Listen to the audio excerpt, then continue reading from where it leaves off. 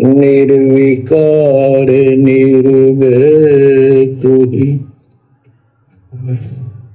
और सकल वैमान।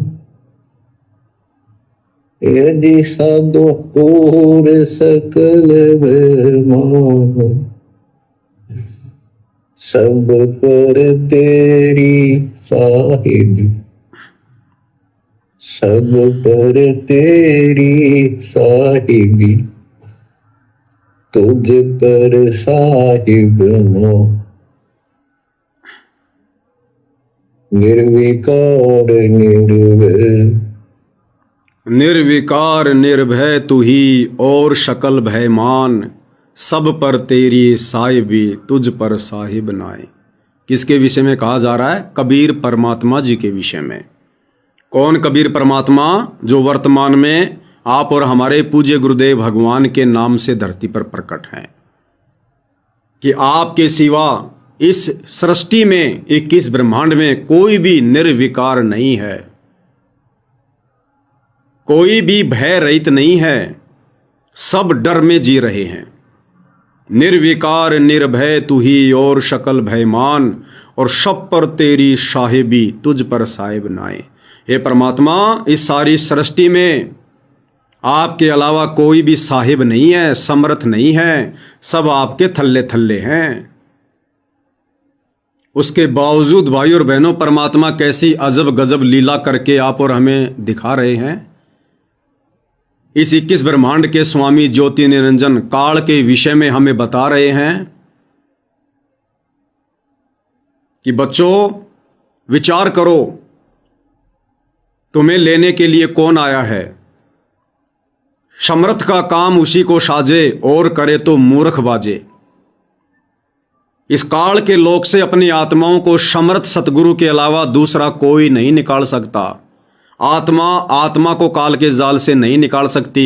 आत्मा दूसरी आत्मा का मोक्ष नहीं कर सकती।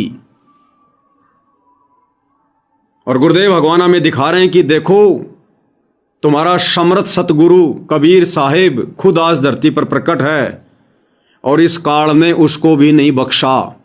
हालांकि काल का यहां पर कोई रोल नहीं है, सतगुरु के सामने काल की कोई औकात नहीं है, लेकिन आप और हमें समझाने के लिए कि ये काल, ये कितना बली है,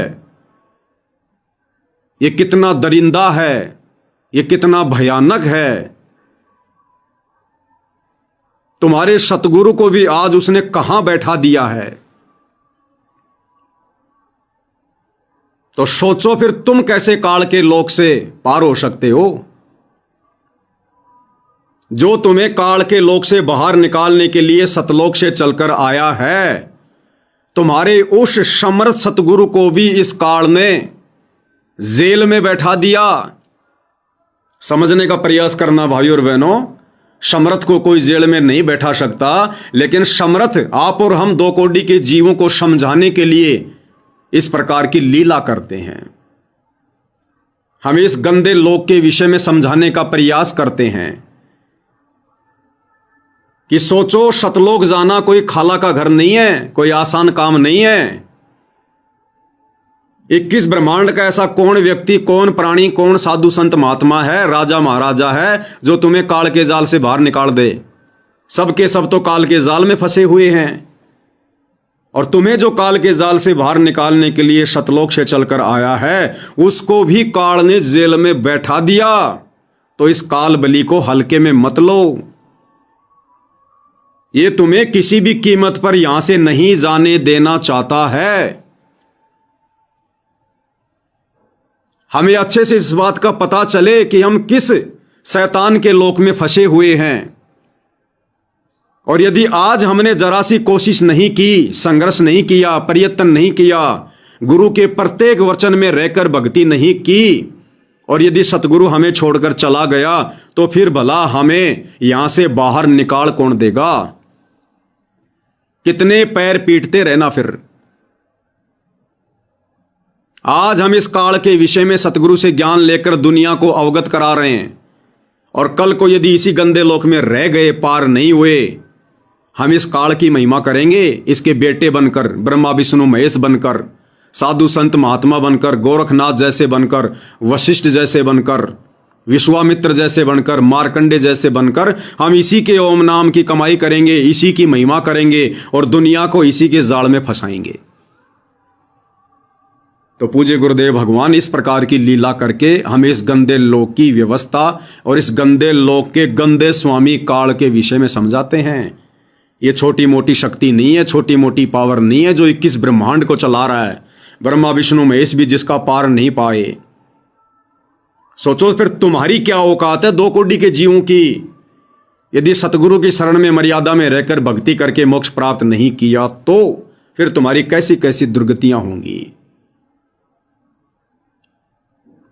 अब इसका दूसरा पहलू क्या है भाइयों और बहनों? दूसरा पहलू यह है कि इस काल की कोई औकात नहीं है, कोई बिसात नहीं है किसी भी प्रकार की। आप और हमारी तरह 2 कोटि का जीव है, केवल ये परमात्मा का नौकर है, मजदूर है। काल जो पीसे पीसना, जोरा है पणिहार, ये 2 असली मजदूर हैं मेरे साहिब के दरबार। धर्म राय धरवानी चेरा, सुर असुरों का करे निबेरा। ये धर्म राय, ये काल, ये दरबानी चेहरा कबीर परमात्मा के दरबार का नौकर है। और कबीर परमात्मा सतगुरु रामपाल जी ने 21 ब्रह्मांड रूपी जेल का निर्माण करके इसको यहां का केवल जेलर बना रखा है, अपना नौकर बनाकर बैठा रखा है। अब नौकर की क्या औकात मालिक के सामने। तो असल में भाइयों और बहनों ये काल करने और करवाने वाला कुछ नहीं है। ये तो क्या है, गुरुदेव भगवान हमें अध्यात्म को समझाने के लिए शास्त्रों के अनुसार जो परमात्मा ने एक चैन बना रखी है, उस आधार से हमको समझाने के लिए परमात्मा इसको इतना महत्व दे रहे हैं कि ये इतना महान है, इतना बलवान है। और दूसरे पहलू में जब हम विचार करेंगे तत्व ज्ञान का निष्कर्ष निकालकर तत्व भेद आधार से कि तत्व भेद एक न्यारा, रे साधु भाई तत्व भेद एक न्यारा, समझेगा कोई गुरुमुख प्यारा। तो तत्व भेद ये कहता है कि जो भी कुछ करने और करवाने वाला है सृष्टि में, केवल एक कबीर परमात्मा सतगुरु रामपाल जी हैं। ये सारे खेल हमने किए, हमसे मिले सो निश्चय जिए। ये सारे खेल हमने किए। गुरुदेव कहते हैं कि ये काल भी मैंने बनाया, 21 ब्रह्मांड भी मैंने बनाए, अक्षर पुरुष भी मैंने बनाया, उसके 7 संग ब्रह्मांड भी मैंने बनाए। सारे खेल हमने किए और हमसे मिले सो निश्चय जिए। हमसे मिलने का मतलब गुरुदेव कह रहे हैं जब तुम मेरे से मिल लोगे, जब मैं गुरु रूप में धरती पर आऊंगा और जब तुम मेरे से मिल लोगे, मिलने का मतलब है जब तुम मेरी शरण में आ जाओगे और मर्यादा में रह के भक्ति करोगे, तो हमसे मिले सो निश्चय जिए। फिर वो कभी नहीं मरेगा, फिर वो सदा सदा के लिए सतलोक में जिएगा, अमर हो जाएगा। फिर वो जन्म मरण में नहीं आएगा। तो दूसरा पहलू यह कहता है भाइयों और बहनों, काल केवल कबीर परमात्मा का नौकर है, चेला है, 21 ब्रह्मांड रूपी जेल का जेलर है। बाकी ये जितने भी सुख और दुख, ये लाभ हानि, ये कष्ट, ये सब कुछ कबीर परमात्मा की देख रेख में हो रहा है। अभी हमने जो एप्स्टीन फाइल का जिक्र किया था, जिसमें जेफरी एप्स्टीन नाम का वो अमेरिका का बिजनेसमैन जो अलग से एक आयरलैंड बसाकर कैसी दरिंदगी कर रहा था, वो दरिंदगी इस कबीर भगवान की देख रेख में कर रहा है। इस कबीर भगवान की देख रेख में। क्यों? क्योंकि असंख्य मनुष्य जन्म भोगते भोगते उसके कर्म कुछ इस प्रकार के बन गए, उसका प्रारब्ध कबीर परमात्मा ने कुछ इस प्रकार का बनाया, आगे उसको और यातना देने के लिए उसको वो कर्म उस मनुष्य जन्म में करने पड़े। और वो छोटे छोटे बच्चे जो उस दरिंदगी का शिकार हो रहे थे, डर रहे थे, सहम रहे थे, रो रहे थे, कष्ट भोग रहे थे, वो सजा भी कबीर परमात्मा ही उनको दे रहा था, उनके प्रारब्ध के अनुसार। क्योंकि प्रारब्ध कौन बनाता है? कबीर परमात्मा। मासा घटे ना तिल बदे विधाता लिखे जो लेख, साचा सतगुरु मेट कर ऊपर मार दे मेख। अब ऐसा क्यों? कारण एक ही है भाई और बहनों, आप और हमने जो सतलोक में गलती की थी, कौन सी गलती? अपने कबीर परमात्मा का हमने वचन ठुकराया, अपने कबीर परमेश्वर सतगुरु रामपाल जी का हमने वचन ठुकराया। वे बार बार हमें आगाह कर रहे थे जब ये काल वहां पर तपस्या कर रहा था, हम इसके ऊपर आसक्त हो रहे थे और गुरुदेव हमें बार बार आकाशवाणी के माध्यम से सजग कर रहे थे कि बच्चों मत देखो इस नादान की नादानी, तुम्हें किस बात की कमी है, इसको करने दो जो कर रहा है। लेकिन हम नहीं माने, हमने अपने गुरु के वचन को ठुकरा दिया, अनदेखा कर दिया और छोटी सी गलती की आज हम कितनी बड़ी सजा भोग रहे हैं। ये 21 ब्रह्मांड एक जेल है, जेल। और इस जेल में जहां भी कोई भी कैसी भी यातना कष्ट भोग रहा है, चाहे पशु योनि में, चाहे पक्षी योनि में, चाहे मनुष्य योनि में, चाहे देव योनि में, चाहे गंधर्व योनि में, चाहे यक्ष योनि में, चाहे किन्नर योनि में, हम उस सतलोक वाली गलती की सजा भोग रहे हैं। तो चाहे जेफरी एप्स्टीन जैसा जन्म हो या चाहे उन बच्चों जैसा जन्म हो, हम सब के सब प्राणी सतलोक से आए हुए हैं, यह तो हमें पता चली गया। और यहां इस 21 ब्रह्मांड में जेल में जो भी जैसी भी यातना भोग रहा है, कष्ट भोग रहा है, हम सजा भोग रहे हैं, सजा। और सजा हमें दे कौन रहा है? कबीर परमात्मा सतगुरु रामपाल जी। अरे रावण का जन्म किसके आशीर्वाद से हुआ? मनुष्य जन्म किसके आशीर्वाद से मिलता है? कबीर परमात्मा के आशीर्वाद से। तो रावण को मनुष्य जन्म किसके आशीर्वाद से मिला? कबीर परमात्मा जी के आशीर्वाद से। और रावण का फिर आकर बक्कल किसने उतारा? उसी कबीर परमात्मा ने, सूक्ष्म रूप में छाती में तीर मार के। तो जन्म देने वाला कौन? भगवान। और मारने वाला कौन? वो ही भगवान। काल का इसमें क्या रोल? कुछ नहीं। द्वापर में कंस को जन्म देने वाला कौन? मनुष्य जन्म देने वाला कौन? कबीर भगवान। और श्री कृष्ण जी के रूप में उसका संहार करने वाला, उसको कुत्ते की मौत मारने वाला कौन? यही कबीर भगवान। हिरण्यकश्यप को मनुष्य जन्म देने वाला कौन? कबीर भगवान। और अंत में फिर छाती फाड़ के कुत्ते वाली मौत मारने वाला कौन? कबीर भगवान। सारे काम यहां पर कबीर परमात्मा कर रहा है, सतगुरु रामपाल जी कर रहे हैं। काल का कोई रोल नहीं है किसी प्रकार का। काल तो खुद अपनी गलती की सजा भोग रहा है। मानव शरीरधारी आत्माओं के अंदर सूक्ष्म वासना को खाकर, वो काल रूप शरीर धारण करके, ये काल तो खुद अपना कर्म भोग रहा है जो गलती इसने सतलोक में की थी। हम इसके साथ आए ना, और ये हमारे साथ आया। सभी गलती करने वाली आत्माओं को परमात्मा ने एक साथ ही तो सतलोक से बाहर निकाला। तो गलती काल ने भी की वहां पर तपस्या करके, मालिक के विधान को तोड़ के, और गलती हमने भी की परमात्मा के वचन को अनदेखा करके। हम सब यहां पर परमात्मा के कैदी हैं, हम सब यहां पर परमात्मा के मुजरिम हैं। तो एक सामान्य व्यक्ति से लेकर 21 ब्रह्मांड का स्वामी काल, हम सब यहां पर सजा भोग रहे हैं, सजा। और सजा देने वाला कबीर परमात्मा है। केवल इसको परमात्मा ने निमित्त बना रखा है, इसके ऊपर डाल देता है परमात्मा,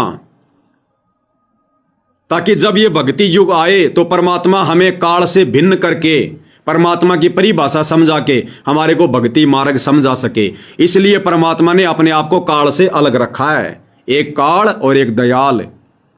जबकि काल को भी सजा देने वाला दयाल ही है। काल केवल निमित्त मात्र है, केवल निमित्त मात्र। तो यहां पर अगर किसी भगत भाई को ठोकर भी लगती है ना, तो जब हमें अध्यात्म समझ में आएगा तो पता चलेगा इसमें काल का कोई रोल नहीं है। हमें जो ये 184 योनियों में जो तरह तरह के जो पशु पक्षियों के, कीट पतंग के, कीड़े मकोड़ों के मनुष्य जन्म मिल रहे हैं, जो कष्ट हम भोग रहे हैं, मुर्गा बनकर हमारी गर्दन काटी जा रही है, बकरे बनते हैं, लोग हमारी गर्दन काट देते हैं, हमारा मांस खाते हैं, इसमें काल का कोई रोल नहीं है। काल तो खुद दुखी है। कि ये नालायक इस परमात्मा के ज्ञान को अच्छे से समझकर यहां से बाहर निकल जाएं और ये 21 ब्रह्मांड खाली हो जाए, तो मैं भी अपने भगवान से अर्ज करूं, अरदास करूं कि हे परमात्मा, अब तो सारी आत्मा सतलोक जा चुकी हैं, परमात्मा मुझ नीच पर भी दया करो। क्योंकि जब तक आप और हम आत्मा यहां हैं तब तक काल का नंबर नहीं आ सकता, इसका तो सबके लास्ट में नंबर आता है। तो यह भी दुखी है कि नालायको गधो, जब जब वो परमात्मा धरती पर आता है तुम उसकी सुनते क्यों नहीं, तुम उसकी मानते क्यों नहीं, ताकि मेरा भी नंबर आवे। तो यहां पर सब कुछ करने करवाने वाला भाई और बहनों परमात्मा है, ये हमने अध्यात्म से समझना पड़ेगा। और आज वही परमात्मा जो कह रहा है कि सारे खेल हमने किए, हमसे मिले सो निश्चय जिए, आज वही परमात्मा संत रामपाल जी के नाम से धरती पर प्रकट होकर अपनी मर्जी से, अपनी स्वेच्छा से हमारे ऊपर रहमान होकर, दयालु होकर, कृपालु होकर, मेहरबानियों की बौछार करते हुए आज वो परमात्मा हमें इस गंदे लोक से बाहर निकालने के लिए आया है, अपने साथ विमान में बैठाकर सतलोक ले जाने के लिए आया है, हमें इस काल की जेल से बाहर निकालने के लिए खुद वो जेल में जाकर बैठा हुआ है, तरह तरह के अभिनय करके, लीला करके आप और हमें वो जगा रहा है, और फिर भी हम जागने को तैयार नहीं, हम समझने को तैयार नहीं। तो बताओ फिर वो परमात्मा फिर आने वाले जन्मों में हमें जेफरी एप्स्टीन जैसे दरिंदगी भरे जन्म देगा या नहीं देगा?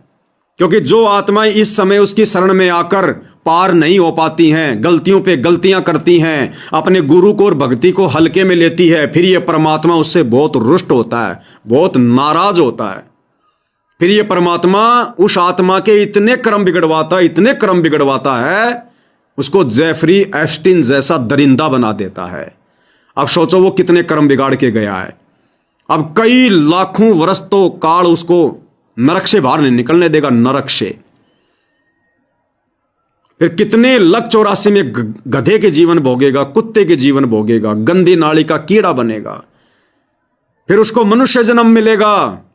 फिर जब वो 5, 6, 7 वर्ष का होगा बाल रूप में, फिर उसको किडनैप किया जाएगा, फिर इसी प्रकार से उनके साथ में किया जाएगा। इसलिए भाई और बहनों, गुरुदेव भगवान हमारी आत्मा को जगाते हैं, हमें अध्यात्म समझाते हैं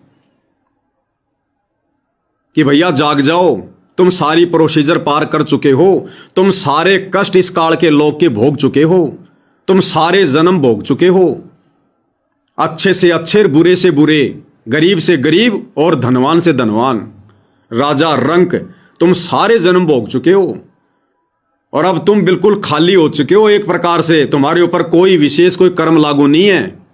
अगर लागू भी है तो परमात्मा वर्तमान में अपनी सिद्धि से, अपनी शक्ति से, अपने आशीर्वाद से उन कर्मों को साफ कर देगा कि अब तुम चलो,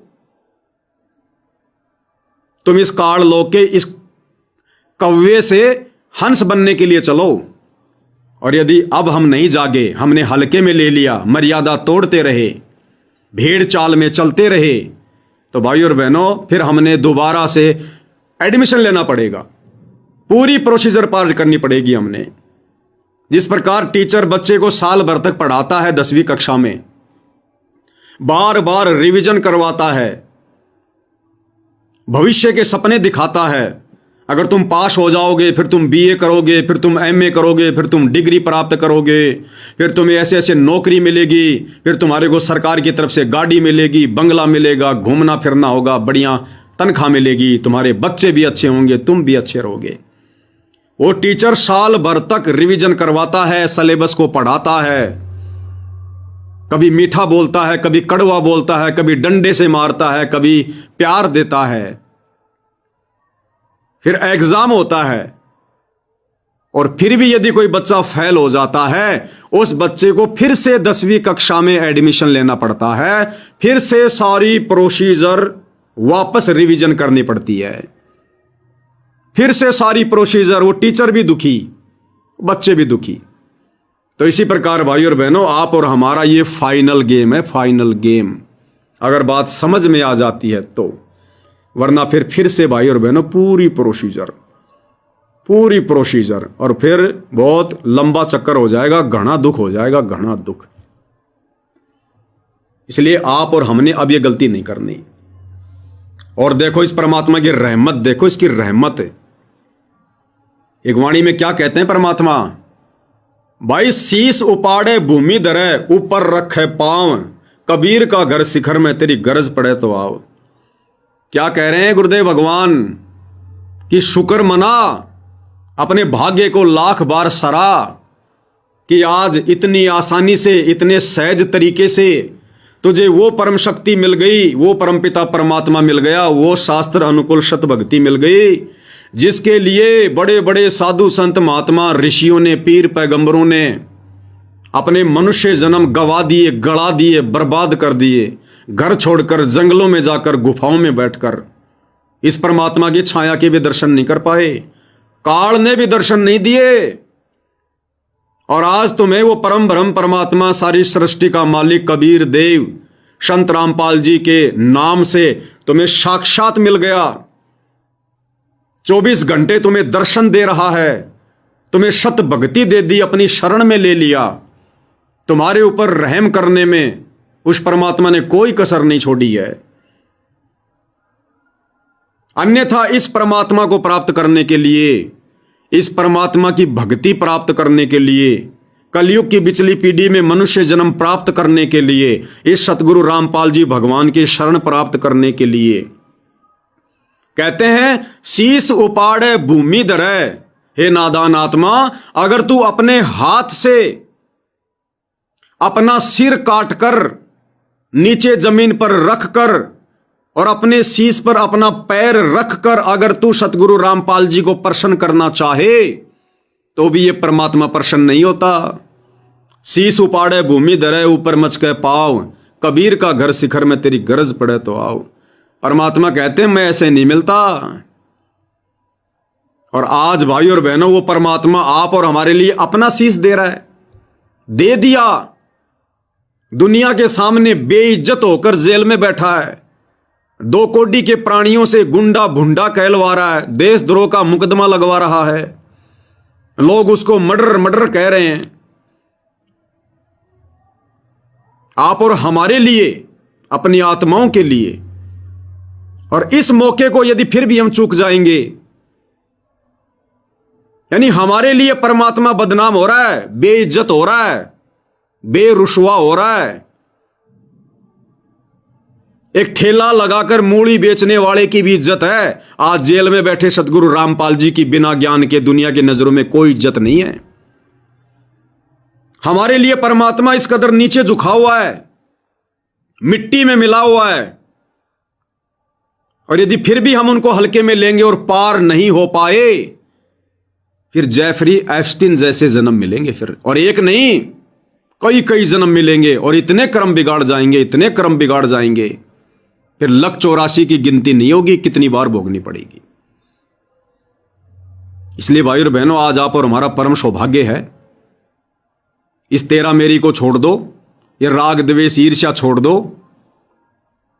ये ना तो सतलोक आश्रम वाले भाई बहन सदा रहने वाले, ना हम सात संगति वाले सदा यहां पर रहने वाले, अमर कोई नहीं है। ये 4 दिन का ढमढमा है। इस ज्ञान को आधार बना के अपने आप को मिट्टी समझ के परमात्मा के चरणों में आ जाओ, मिलजुल के एक हो जाओ, नहीं तो बुरी हालत हो जाएगी यहां पर, बुरी हालत है।